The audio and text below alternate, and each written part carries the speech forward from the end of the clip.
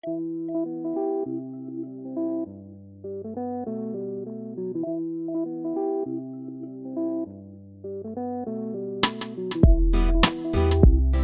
everybody, and welcome back, Rumcasters, to another episode of the Rumcast. This is John from Miami, and with us we have Will in Nashville. Will, how is it going today? It's going good up here, John. I'm just perusing back through some of the responses we got from the last episode. We got some really cool stuff coming in from listeners, one of which, so speaking of which, the last episode we talked about starting a rum society with Jay Cocarulo, the founder of the Florida Rum Society down there where you are. You and Jay know each other well. So if you missed that episode, go back and give it a listen. I thought it was a super fun discussion on like getting rum community started in your local area. And we got some cool responses from people who are interested in doing just that. So wanted to give a shout out to Patrick, who is in the Netherlands, and he has already he got it started super quickly. Actually, he's already got ran with that. Yeah, he's got a Facebook page up. He's got Instagram up for the Netherlands Rum Society. Actually, I believe it's called the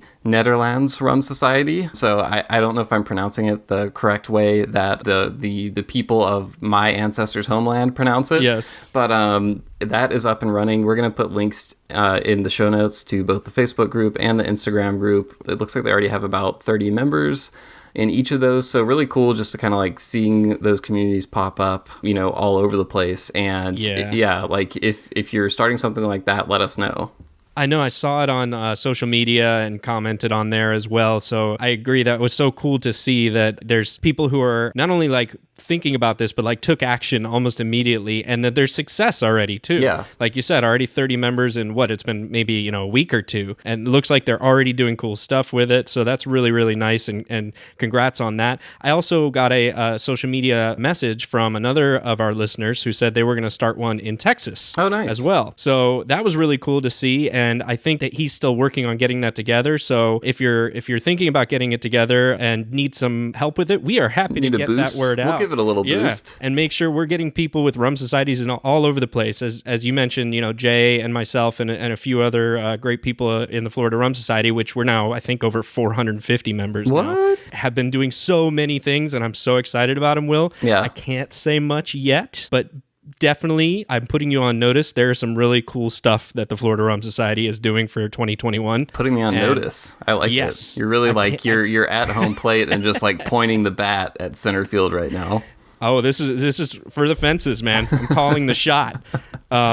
No, I mean, there really is so many great things, including really notable rum people and rum companies that are doing things. They're really taking to the idea of these local rum societies. Yeah. So, yeah. I can't wait to see more of those pop up. Yeah. Yeah, I mean, that's to me like the coolest thing about seeing new ones pop up is I just think it's such a great opportunity for anyone who like loves rum and wants to like see more people coming to the category and appreciating it and understanding it better.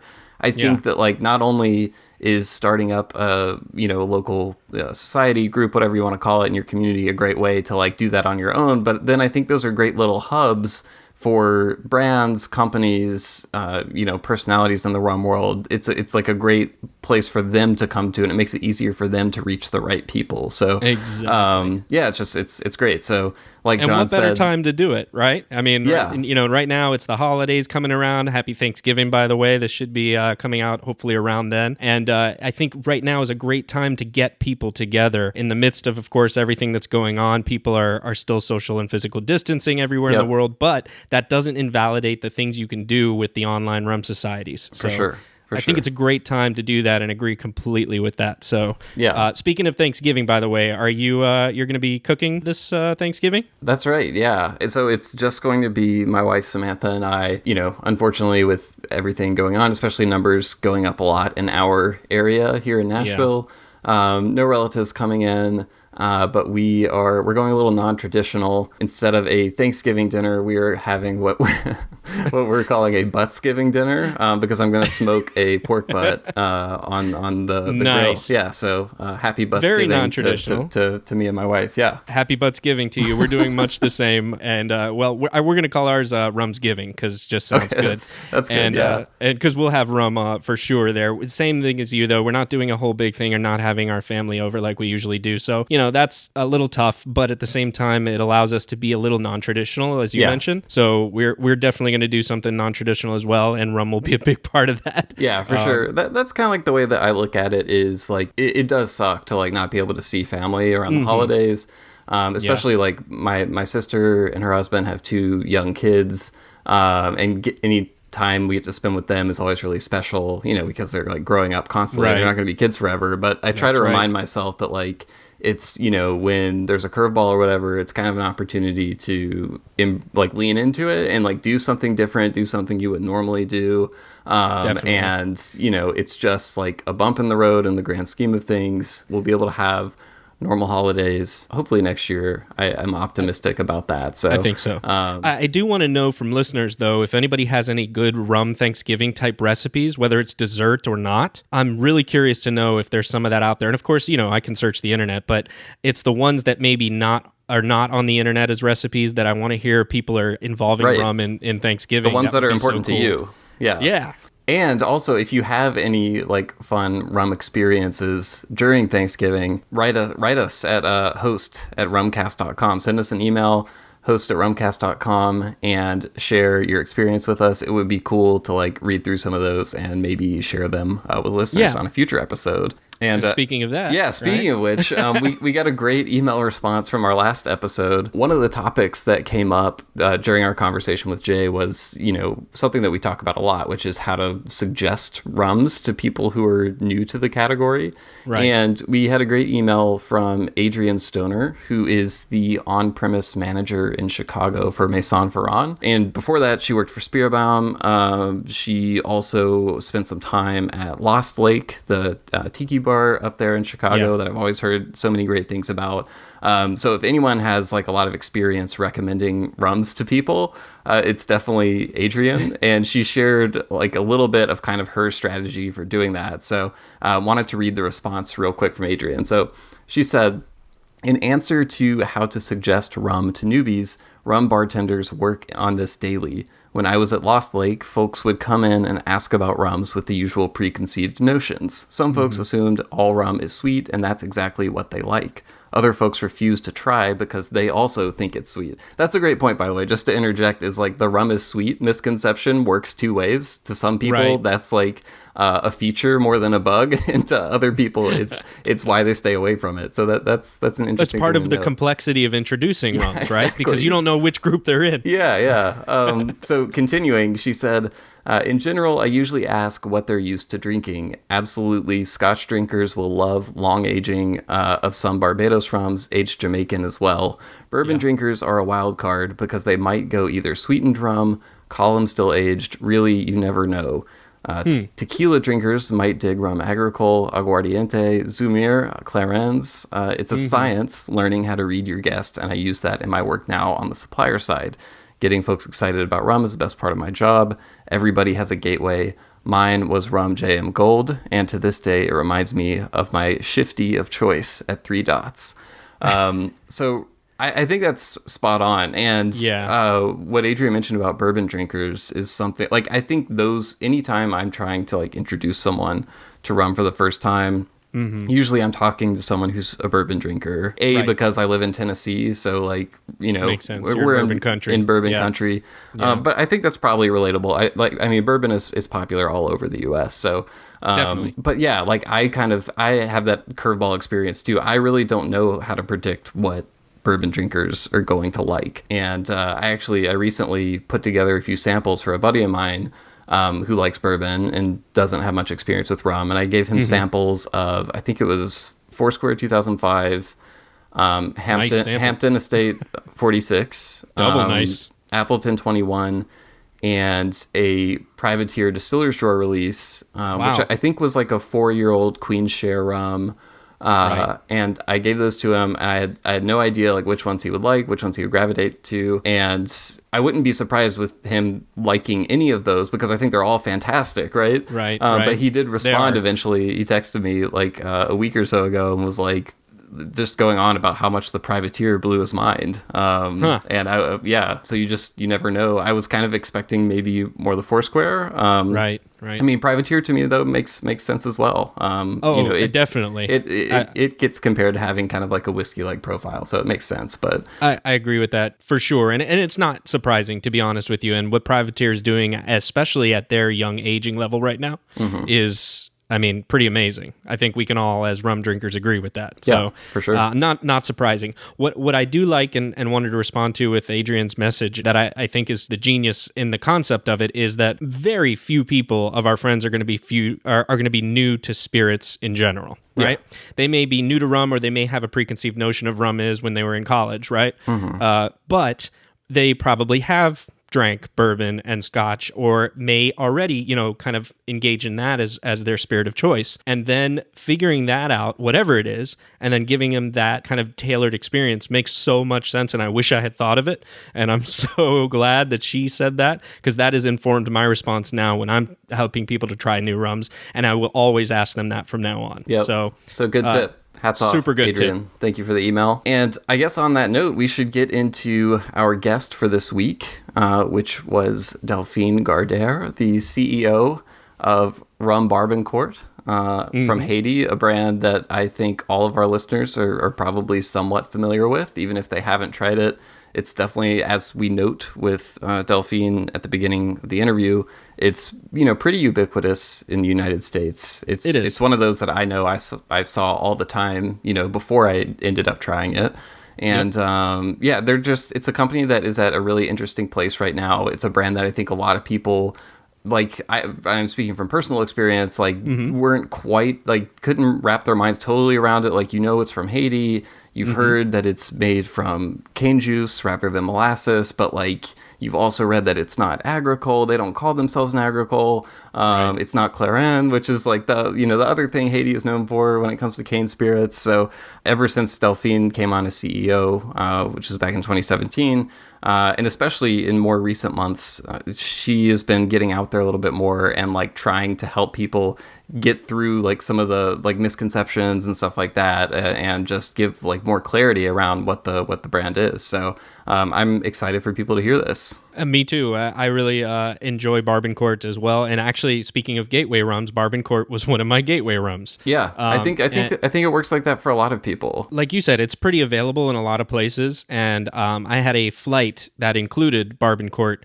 neat. And really found that to be so interesting. And as you kind of said, it's kind of different in profile than a lot of other things. And that was one of the initial moments to me where I said, wow, rum is so diverse and different in its offerings, and what brought me into the hobby. So I think Barbancourt has a role there for me, and will always have kind of an emotional connection as one of the few rums that opened my mind to the potential large world of rum that's out there beyond the, very bottom shelf type of stuff that we're used to from a lot of other stuff. I think we can just go to the interview, you think, and let people hear it. Let's jump right in.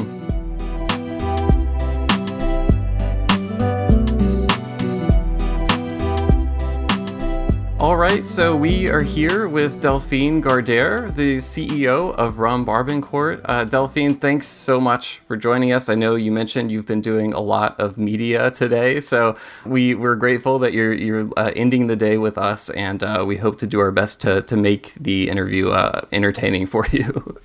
Well, thank you for having me. It's a pleasure. Absolutely. I've been really excited to talk to you. Before we started recording, we were talking about several weeks back, or it might have been a couple months now at this point. You did a live stream with Werspa and Matt Petrick that was part of a series. I did. Yeah, and I helped produce that. And I remember when Matt told me, he was like, "Hey, Barbancourt is going to be the next producer we have on," and I was like, "Oh wow," because like it's one of those brands that is pretty ubiquitous on store shelves if you're a fan of rum in the US, and it's really kind of unlike anything else out there. But when he said that Barbancourt's coming on, it kind of struck me all of a sudden, like how little I definitively knew about it other than it's from Haiti. It's made from sugarcane juice, but I knew it's not the same as agricole. Mm-hmm. So you did the live stream, which was really great, and we started to try to schedule this interview shortly after. Because there was so much more. I felt like other rum enthusiasts like John and myself, would have a lot of the same questions. And then, shortly after, I saw an interview pop up in the Daily Beast that you did with Maggie Campbell from Privateer, which was also really interesting. So it kind of feels like Barbancourt is sort of getting out there more than it has in the past. And I was interested to know, has that been a concerted effort on your part? And I know you mentioned you were doing a lot of media before the interview today. So what is kind of that experience been like so far of, doing all these interviews and getting out there and stuff like that? Well, I kind of haven't been in the spotlight for a while, and we just are looking at reviewing your strategy marketing wise and globally, and going with more media interviews is definitely part of the project. Yeah. And I wanted to talk about, zooming out a little bit. You became CEO in 2017, I believe. Fifth generation of the family that started Barbancourt all the way back in 1862. I think I have the year right. Amazing. So the business has been around you all your life, but you were coming in from the fragrance and perfumery industry, and we'll talk more about later. But what have the last 3 years been like coming in as the CEO of this business? It's been around for so long. What was kind of like, how do you approach that? It just seems like such a huge task. I'm just interested to kind of know what's like the CEO to-do list coming into the job, and how has it evolved over the past few years? I'm going to be honest. Our motto is Haitian since 1862. So we are a 150-year-old business. Yeah. Yes. I'm actually very, very humbled by the history and legacy of our family business. As a CEO, my role really is to grow and maintain the business for future generations, make sure that we're able to pass it on down, not only to the family, but also to the Haitian community, for which we're an ambassador. And speaking of that history, and I saw an article that was published, I think it was 10 years ago, and it was your father, Thierry, who was then, I think, the general director of Barbancourt, and he was quoted as saying, "Our goal has always been to keep the traditions going," which sounds a lot like what you were just saying there. So how do you view that strategy of maintaining the traditions while also thinking about innovation and balancing of efficiency and new processes? Today we employ 500 people and we work with about 3,000 farmers. We need to keep them involved in the decisions we make and how we move forward with innovation. So I think that's a key aspect. Got it. So inclusive, yeah. Exactly. We consider ourselves a craft brand as well. So any innovation needs to be part of the DNA of Barbancourt, which is craft, Haitian, and family business. Right. So it's not something you're deciding just on your own as a company. It's really a community effort in that way.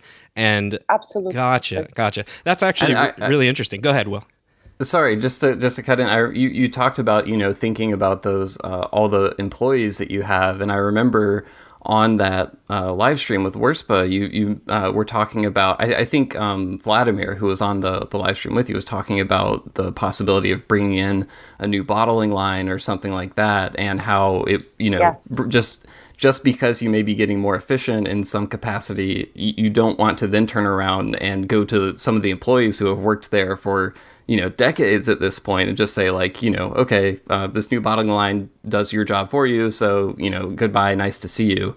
And I think that's a really interesting, that has to feel like a big responsibility, I would imagine, as a CEO coming, at least like it's not only you have the family name, the history, the legacy, but you also have all of these workers. And what does the weight of that feel like to you coming in? Well, firstly, I don't think we would, we are going to invest in bottling. This is one of our key projects, I'd say. And it's something that we would add on to what we already have. The key is building to what we have and not completely cut ourselves off from the future. Haiti and our involvement with the Haitian community is really at the core of Barbancourt. And I feel that that is also my role as a CEO, as the fifth generation.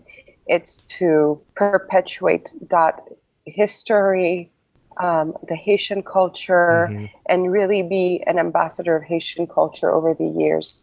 I think every generation brings their touch to the business, and with their own history and own experience. Yeah. So speaking of your own history and experience, I know you worked for many years in fragrance and perfumery, as Will said, prior to joining Barbancourt.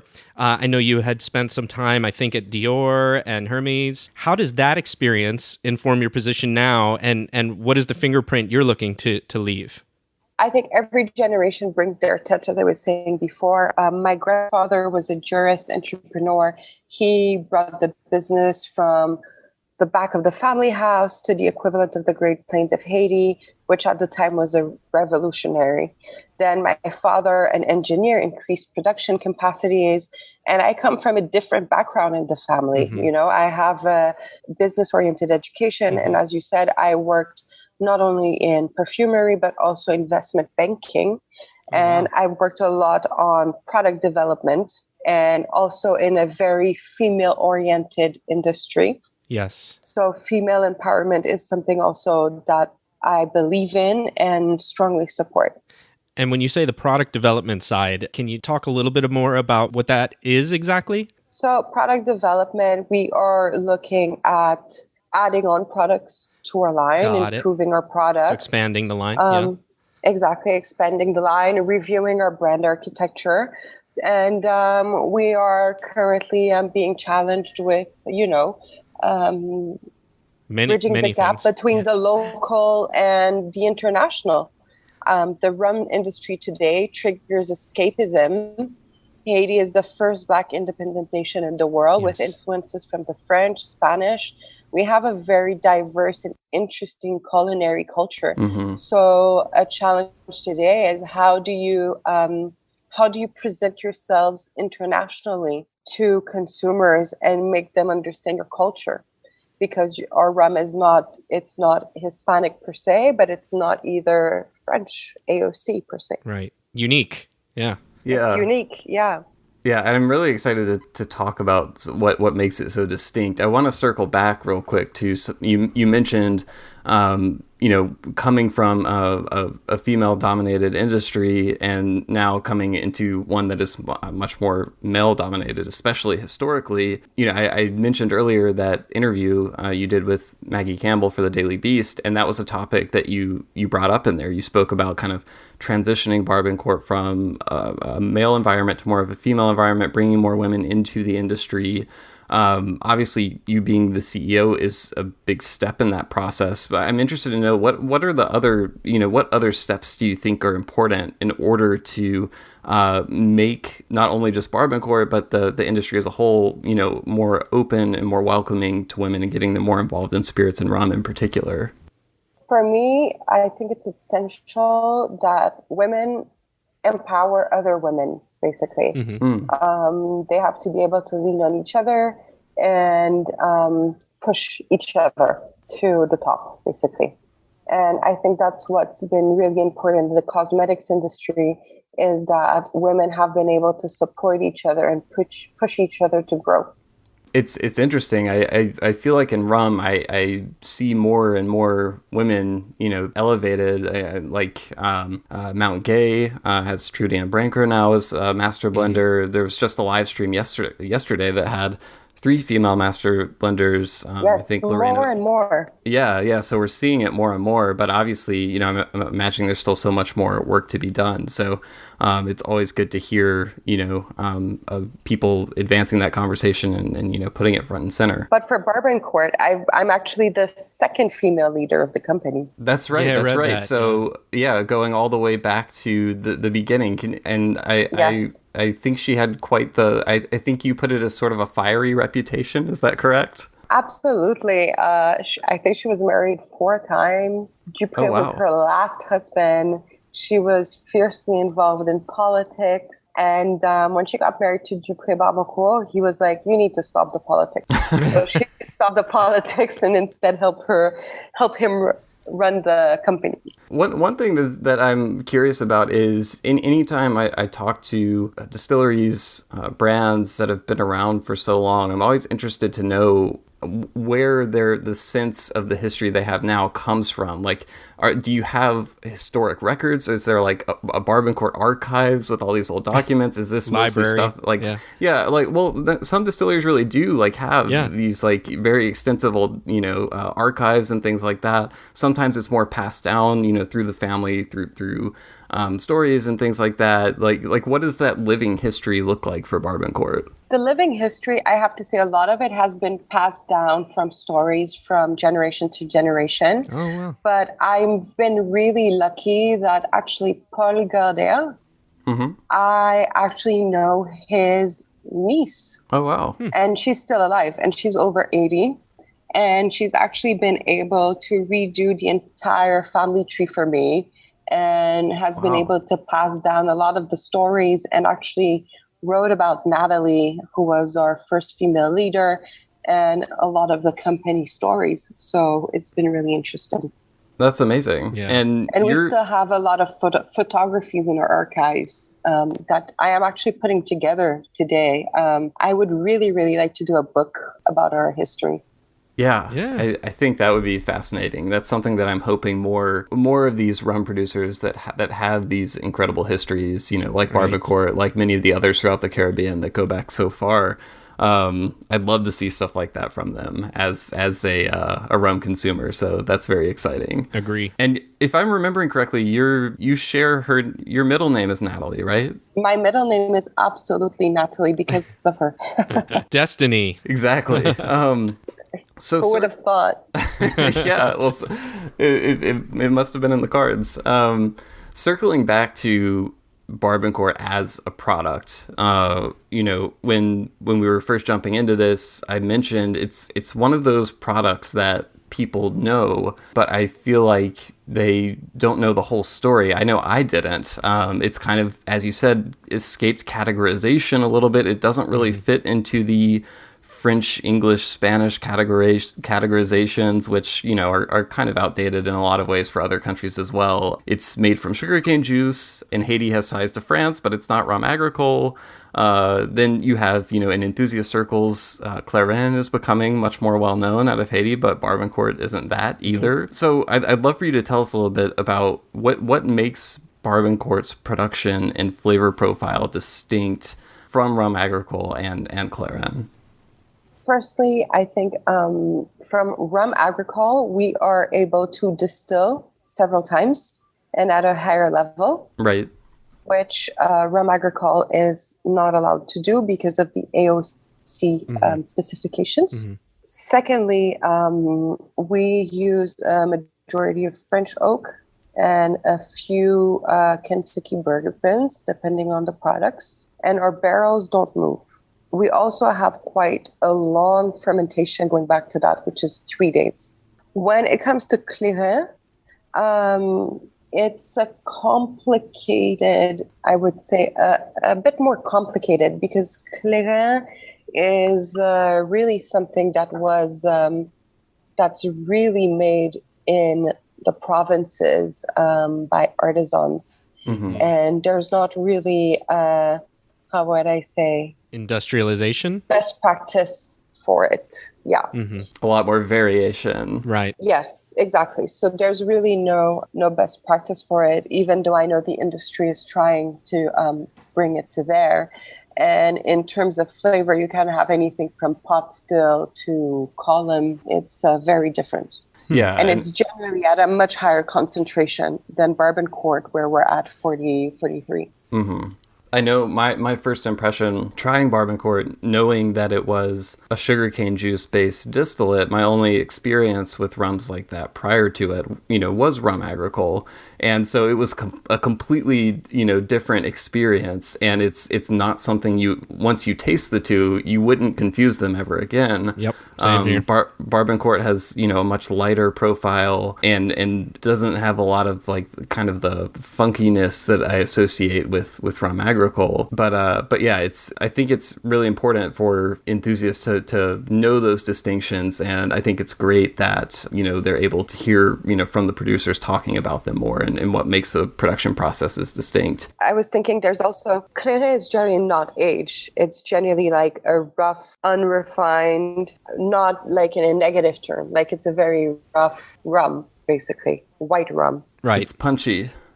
And I know we're starting to see like a few small, like not aged for very long releases of it, but I've seen a few of those coming out like aged 18 months and things like that. Mm-hmm. But it's all very, very small batch. I want to talk about the relationship you have with sugarcane growers is really, it's really unique and different from a lot of other producers I've seen. So you're sourcing sugarcane from, I think, over 3,000 local growers. I'd love to know more about like who these growers are. Is sugarcane sort of the sole thing they're focused on growing? Are they farming other things? Is Barbancourt their main customer? Are they growing it for other people?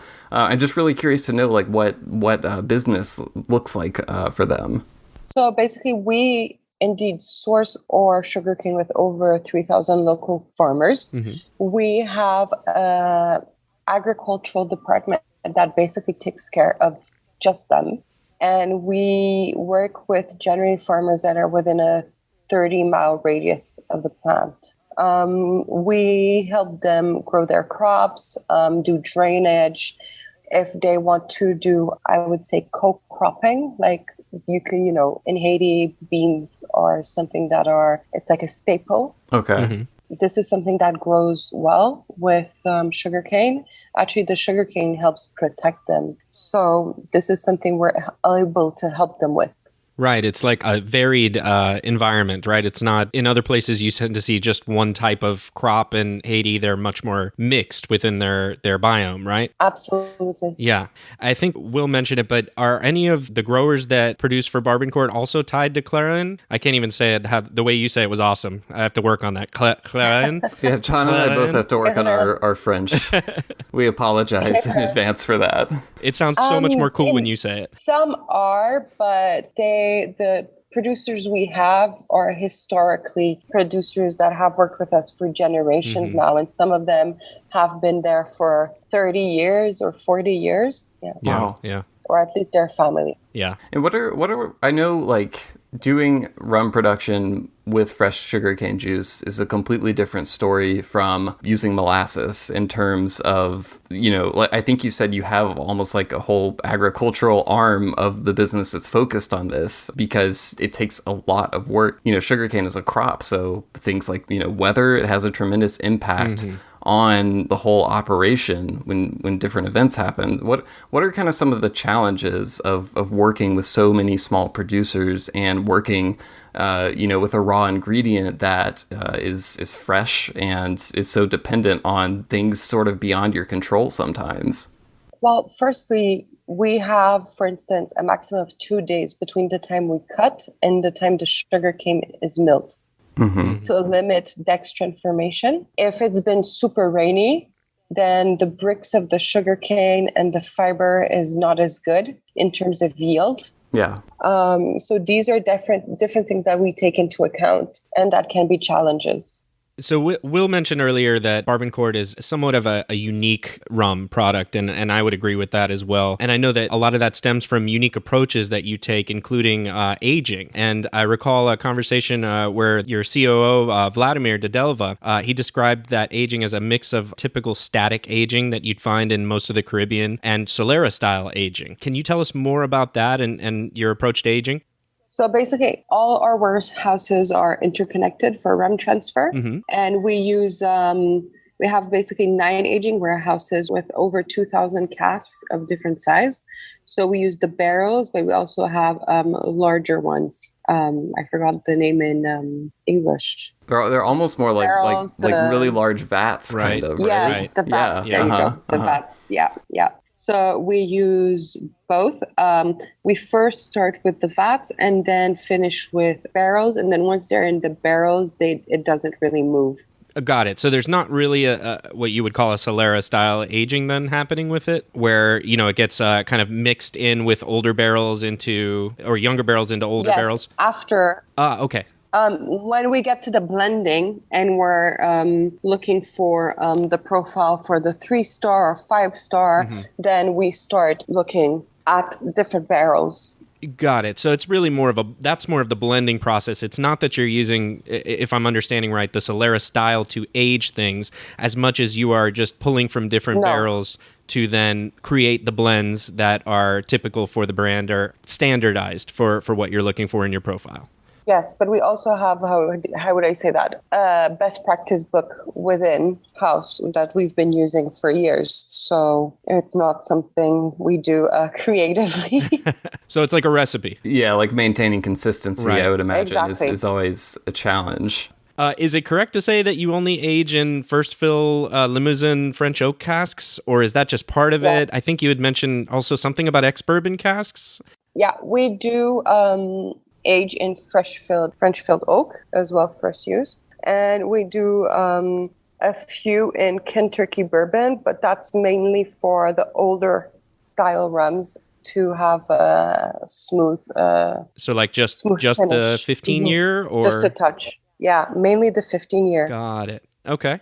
And are you experimenting now with some other cask finishes, and is that something you can tell us about? This is something that we are looking into. Okay. But we don't want to do, what we're looking into is doing cask finishes that would add something to the DNA of the brand, and that's still core to the Barbancourt product. I don't think, we have a light and crisp rum. Yeah. We don't want to go somewhere where we're going to be in maybe a heavily flavored category.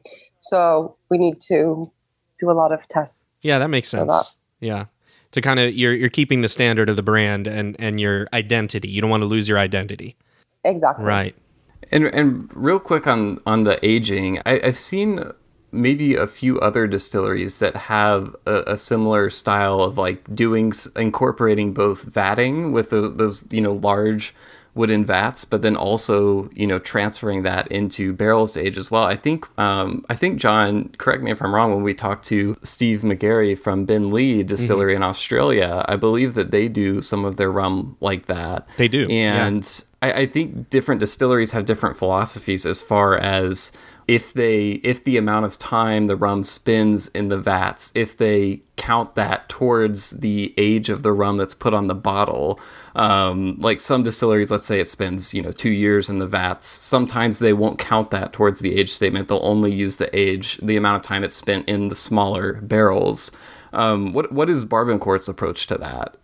To be honest, the vats, we only do it for about 6 months maximum. Okay. You have to know that we are located in the equivalent of the Great Plains, so we have very hot weather.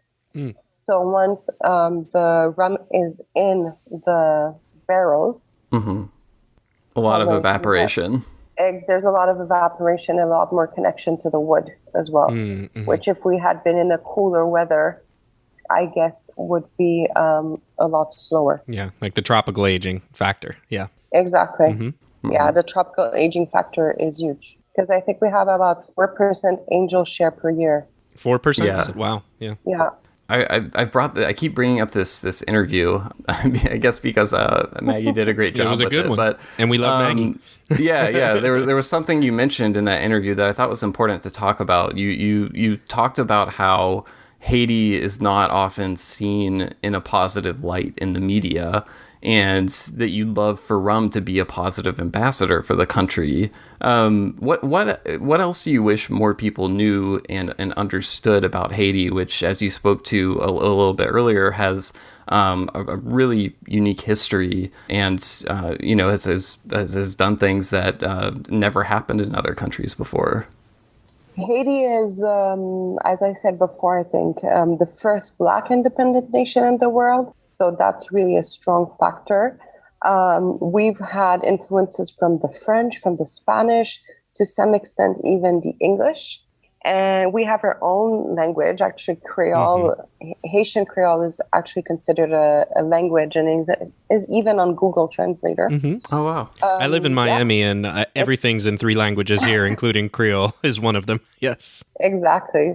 And it's really a melting pot of different influences. We have a very, very strong art culture. You might have known Basquiat. Yes. And we have local artists as well that are renowned for the complexity of bringing together African, indigenous, and European influences. So Haiti really has a rich and dense culture, even culinary speaking. Yeah. I think the uniqueness of the Haitian people and culture overall really does show in a myriad ways, and the rum, Barbancourt rum, definitely being one of those.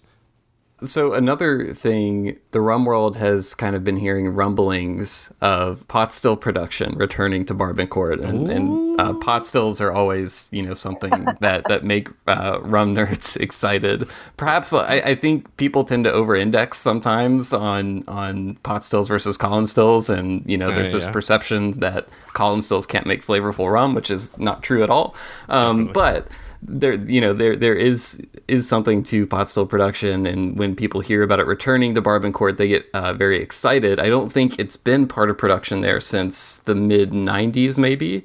Why is now the right time to start considering that? And what would the process of incorporating pot still rum back into production even entail? Because as you've mentioned several times, you have you don't want to come in and just like completely upend the profile that Barbancourt is known for and has established. So why is now the right time to think about doing a pot still? And if you were going to start producing pot still rum, what are some of the ways that rum drinkers might start seeing it in action first? If you can even speak that far in advance. I may be getting ahead of myself.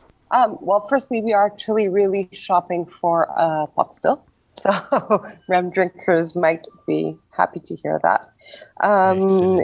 This was originally, Barbancourt was mixed pot still and column, but that was changed in the mid-90s. And we are looking at maybe doing a new product with maybe only pot still or mixed column pot still like it used to be before. It's something that we're exploring. And I don't think it has anything to do with the trend, but just because we want to expand the architecture of the brand, innovate, have new products. And sometimes you need to look back to move forward. Right. I was going to say, like, it is a part of your history that pot stills were there. What's pot still shopping like for a company the size of Barbancourt? I imagine, are you looking for like a Charentais kind of pot still? Like, are you looking at a lot of French companies and things like that? That connection makes sense in my mind, but I don't know if I'm just inventing that. We are mainly looking at French makers. Yeah. Okay. Well, we will. I won't say more. We will eagerly, watch from the sidelines for what happens next with that. But it's exciting to know that you're looking into incorporating things from the history, doing things in new ways, and putting out products that we might see sometime in the near future. I think we're still a craft brand, and we want to stay that way. I think it's and grow the business, but in a with that in mind. It's interesting when the word craft is one of those words that I feel like has gotten kind of, it's hard to pin a definition on what it is. What does craft mean to you? Because I think a lot of listeners will hear craft and they'll think, oh, that only applies to like really, really small producers, like, the distillery that opened in my neighborhood 2 years ago or something, that's making like 2 quarts, 5,000 gallons a year or something like that. But I do think like it can apply to producers that are larger. And you know, I think they hear a brand like Barbancourt that they've seen on store shelves for so long, and they think, oh, that can't be a craft brand. What does craft mean to you when you say that? For me, it's something that's really made with passion, where there's people behind the brands. Yeah. And, you know, I worked, for instance, at Hermes, which considers itself a crafts brand, with craftsmen where everything is handmade and there's a lot of artisans working behind the brand. We have a lot of that at Barbancourt. We have our own people who do the barrel repairs, and there's a lot of, craftsmen being brand. And, you know, it doesn't matter for me whether you're making 3 million or 100,000 bottles, but if you have that dedication and that certain level of personal dedication with skilled people working in the brand, then for me that's something that's synonymous to craftsmanship. So the connection with the community and the hands-on portion and the culture and all of that within the company as well as in the surrounding area. Exactly. I think that's a good start, Will. We can write that down as a start to the definition of craft. Yeah. And put it on the internet. I think that would get some traction. So, and speaking about the people and speaking about Haiti as a nation and the past, which we mentioned, I know a lot has been written about the impacts of the 2010 earthquake and the impacts to Barbancourt and all of Haiti in that. But I know since the turn of the century, even, Haiti's endured a number of those devastating things, including hurricanes like Hurricane Jean in 2004, Jean, I should say, in 2004, Gustave in 2008, Matthew in 2016, and I think a number of other very close calls more recently. And being in Miami, I see those and track those a lot. In fact, my day job has me track a lot of those, and I see that. So I was always wondering, with all of that in your rearview mirror not too long ago, have you made any efforts to adjust your operations or prepare for or insulate against any kind of future natural disasters at Barbancourt? Yes, we have a disaster recovery, and if that makes sense, in place. Oh, definitely. This is something that with regularly, and when we have a hurricane coming, there's a series of measures that we have to take, and everyone's aware of that. It's kind of like we have a drill now for these things. Yeah. And was a lot of that informed from the recent hurricanes and especially the 2010 earthquake that I do recall reading that it did affect a lot of the production for Barbancourt. And so I'm assuming that that was why you've spent so much time drilling now. Yes. Yeah. But, you know, there's also things about earthquakes is that I think, you know, there's once you hit a category 6 or 7, there's only so much you can do, sadly. I think for smaller earthquakes, you can tie up the barrels and we can take all sorts of measures. But there's a point where you just have to accept that after a certain level. Yeah. You know, they were telling me, like, you can never have an earthquake-proof house, for example. Right. What really matters is the time it takes for you to get out of the house. Yes. Yeah. Yeah. People first, right? And then everything else after. Definitely agree. Exactly. But it's nice to know that you have made some of those efforts because, you know, I love my Barbancourt and I don't want any natural disaster to stop me from getting it in the future. So that's good to hear. Yes. So I know we've discussed the pot still. You also mentioned currently working on exploring some different cask finishes and stuff like that. Is there anything else on the near future horizon that rum consumers should be on the lookout for from Barbancourt? I think that's already, you know, a big development. Oh, yeah, for sure. Yeah, we covered it all. Yeah, I didn't want to... I think that's going to keep us busy. I didn't want to imply that you should be doing more, because that definitely is. You've already, bitten off a pretty big bite of new stuff to work on, but I wanted to make sure that we weren't missing anything. So You're not missing anything. You're not missing anything. Watch this space closely. Yes. Well, Delphine, this has been great, and we really appreciate your time. Same here. Before you go... we always have a fun optional segment at the end of our interviews. It's sort of a rapid fire question segment that John designs and hosts. So, and then if you're up for it, we can end with that. Okay, let's try. All right. Yes. I didn't even have to finish my sentence. I hope they're not too difficult. No, they're not difficult at all. Some of them may be a bit silly, but they're not difficult. On purpose, yes. Yes. I'm the official timekeeper, so if you are ready, right, I will put a minute on the clock, and then I will leave you in John's care. So are we ready to go? All right, let's go. All right, go. All right, neat or on the rocks? On the rocks. All right, column, pot, or blend? Blend. Your favorite rum with an H mixed drink? Rum sour. All right, similar to what Foursquare and Hamden did with Probitas recently, would you ever consider a joint venture rum with a Dominican Republic rum producer to produce a Hispaniola rum? Why not? All right. What country not named Haiti produces the best rum in the world? Tough one. Yes. There's just too many. I'd say Jamaica. Different. Okay. Completely different. Who do you view as the most influential person in rum right now? Tough one. Yes. I really like Alexandre Gabriel Plantation. Favorite language to talk about rum in? French, Creole, or English? French. The best perfume of all time, is it Chanel No. 5 or Shalimar? Shalimar. Right. That's time. All right. Well done. Thank you well so done, much, Delphine. Thank you for being a good sport. Well, it's a pleasure.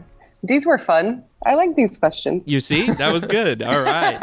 You should we have more of them. We have more of them. We didn't even get through all of them. I was going to say, you should see the ones that hit the cutting room floor. We had one that said, Barbancourt has a mango and pineapple rum that's appropriately called Pango. Are there any plans to release another blend of that rum and call it Mineapple? Or Mangopal? I don't know. Mangopal. Maybe not. Maybe not. Yeah, maybe that one should have stayed on the cutting room floor. I think you're right. Yeah. That's why veto. Veto that one. That's why it's good to have a CEO who has a product development background, right? Veto. All right. Excellent.